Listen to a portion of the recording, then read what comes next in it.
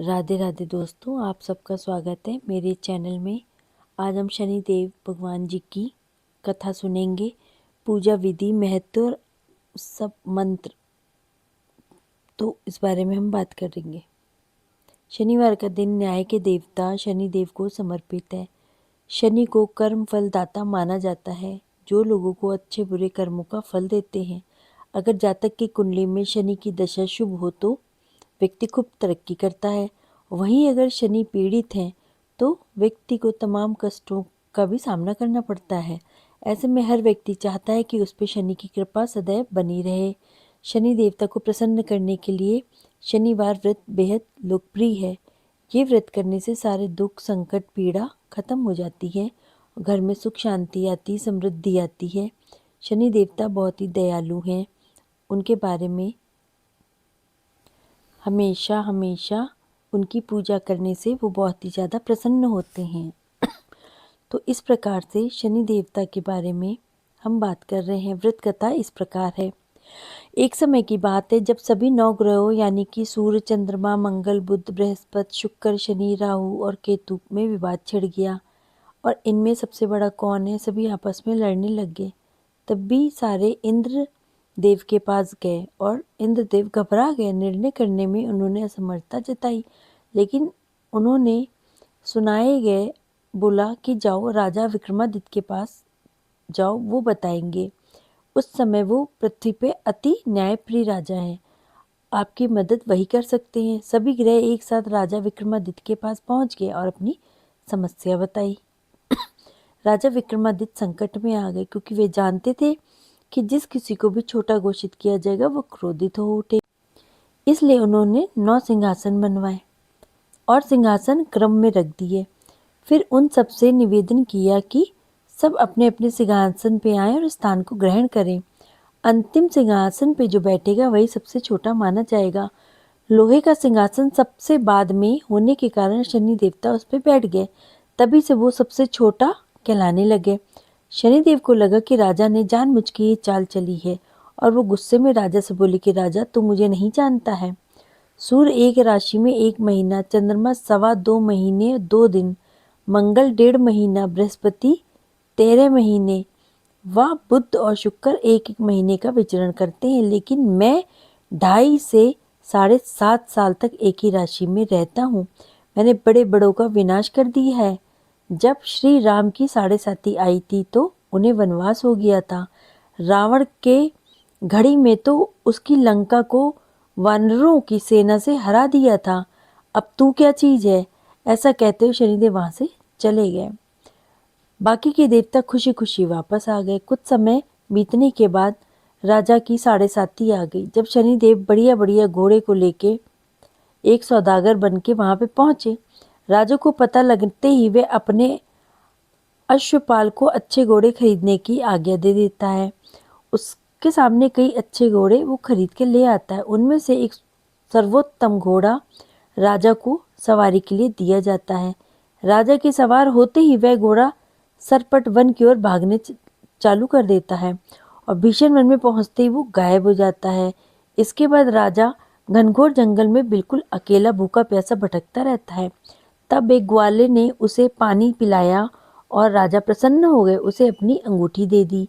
इसके बाद राजा नगर में चल पड़े। फिर उससे रास्ता पूछ के वह जंगल से निकल के पास के नगर में पहुंचा।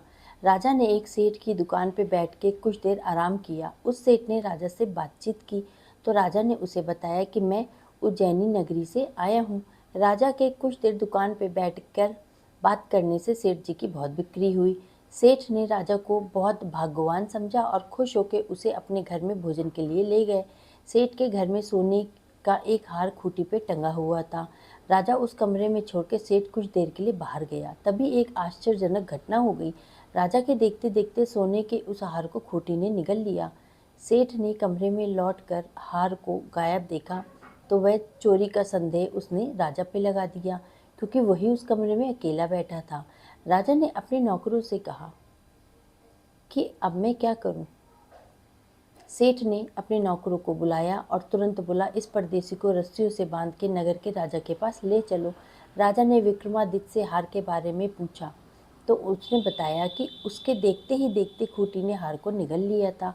इस पर राजा ने क्रोधित होकर चोरी करने का अपराध लगा के विक्रमादित्य के हाथ पैर काटने का आदेश दे दिया। राजा विक्रमादित्य के हाथ पैर काटकर उसे नगर की सड़क पे छोड़ दिया गया। कुछ दिन के बाद एक तेली ने उसे उठा के अपने घर में ले गया और उसे अपने कोलू पे बैठा दिया। राजा आवाज़ देके बैलों को हाँकता रहता। इस तरह तेली का बैल चलता रहा और राजा को भोजन मिलता रहा। शनि के प्रकोप की 7.5 पूरी होने पे वर्षा ऋतु प्रारंभ हो गई। राजा विक्रमादित्य एक रात मेघ मल्हार गा रहा था। तभी राजा की लड़की राजकुमारी मोहिनी रथ पे सवार होकर उस तेली के घर के पास गुजर रही थी। उसने मेघ मल्हार सुना तो उसे बहुत अच्छा लगा और दासी को बेच के गाने वाले को बुलाने के लिए कहा। दासी ने लौट के राजकुमारी को अपंग राजा के बारे में सब कुछ बता दिया। राजकुमारी ने उसके मेघ मल्हार से मोहित हो गई थी, अतः उसने उसको सब कुछ जान के भी अपंग राजा के साथ विवाह करने का निश्चय कर लिया। राजकुमारी ने अपने माता पिता से जब यह बात कही तो वे हैरान रह गए। रानी ने मोहिनी को समझाया, लेकिन बेटी, तेरे भाग्य में तो किसी राजा की रानी होना लिखा है, फिर तू इस अपंग से विवाह करके अपने पाप पे कुल्हाड़ी क्यों मार रही है। राजकुमारी ने अपनी जिद नहीं छोड़ी। अपनी जिद पूरी कराने के लिए उसने भोजन त्याग दिया और प्राण त्यागने की धमकी दी। आखिर राजा रानी विवश हो गए और अपंग विक्रमादित्य से राजकुमारी का विवाह कराना पड़ा। विवाह के बाद राजा विक्रमादित्य और राजकुमारी तेली के घर में रहने लगे। उसी रात स्वप्न में शनि देव ने राजा से कहा, राजा, तुमने मेरा प्रकोप देख लिया, मैंने तुम्हें अपने अपमान का दंड दिया है। राजा ने शनिदेव को क्षमा करने के लिए कहा और प्रार्थना की कि हे शनिदेव, आपने जितना दुख मुझे दिया है अन्य किसी को ना देना। शनिदेव ने कुछ सोचा और कहा, राजा, मैं तुम्हारी प्रार्थना को स्वीकार करता हूँ। जो कोई स्त्री पुरुष मेरी पूजा करेगा, शनिवार को व्रत करेगा, मेरी व्रत की कथा सुनेगा, उसमें मेरी अनुकंपा बनी रहेगी। प्रातःकाल राजा विक्रमादित्य की नींद खुली तो उसने अपने हाथ पांव देखे और खुशी का ठिकाना नहीं रहा। उसने मन ही मन शनिदेव को प्रणाम किया, उनको धन्यवाद किया। राजकुमारी भी राजा के हाथ पांव सही सलामत देख के आश्चर्यचकित हो गई। तब राजा विक्रमादित्य ने अपना परिचय देते हुए शनिदेव के प्रकोप की सारी कहानी कह सुनाई।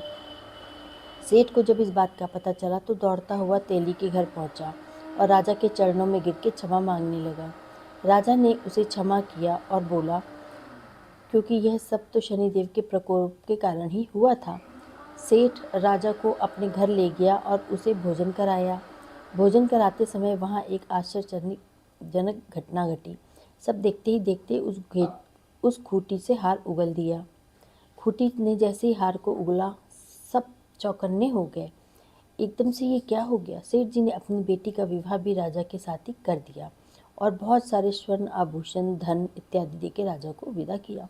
राजा विक्रमादित्य राजकुमारी मोहिनी और सेठ की बेटी के साथ उज्जैनी पहुंचे तो नगरवासियों ने हर्ष उल्लास के साथ उनका स्वागत किया। अगले दिन राजा विक्रमादित्य ने पूरे राज्य में घोषणा कराई कि शनिदेव सब देवों से सर्वश्रेष्ठ है। प्रत्येक स्त्री पुरुष शनिवार वाले दिन उनका व्रत करेगा और व्रत की कथा को सुनेगा अथवा सुनाएगा। राजा विक्रमादित्य की घोषणा से शनिदेव बहुत प्रसन्न हुए। शनिवार का व्रत करने से और व्रत कथा सुनने से सभी मनोकामनाएं पूर्ण होंगी। शनिदेव की अनुकंपा आप पर बनी रहेगी और सभी लोग आनंद पूर्वक वहाँ रहने लगे। इस प्रकार से जो भी शनि भगवान जी का व्रत करता है, उनकी कथा को सुनता है, उसके सभी दुख और तकलीफ़ें खत्म होती हैं। शनि देवता की आरती। जय जय श्री शनि देव भक्तन हितकारी, सूर्यपुत्र प्रभु छाया है महातारी। जय जय श्री शनि देव भक्तन हितकारी, श्याम संग अंग वक्र दृष्टि चतुर्भुजाधारी, नीलांबर धारनाथ गज की असवारी। जय जय श्री शनि देव किरीट मुकुट शीश, राजित दीपत है लिले लारी, मुक्तन की माला गले शोभित बलिहारी। जय जय श्री शनिदेव मोदक मिष्ठान, पान चढ़त है सुपारी, लोहा तिल तेल उड़द महिषी अति प्यारी। जय जय श्री शनिदेव देव अनुज ऋषि मुनि सुमिरत, नर नारी विश्वनाथ धरत, ध्यान शरण है तुम्हारी। जय जय श्री शनिदेव भक्तन हितकारी। शनिदेव भगवान की जय।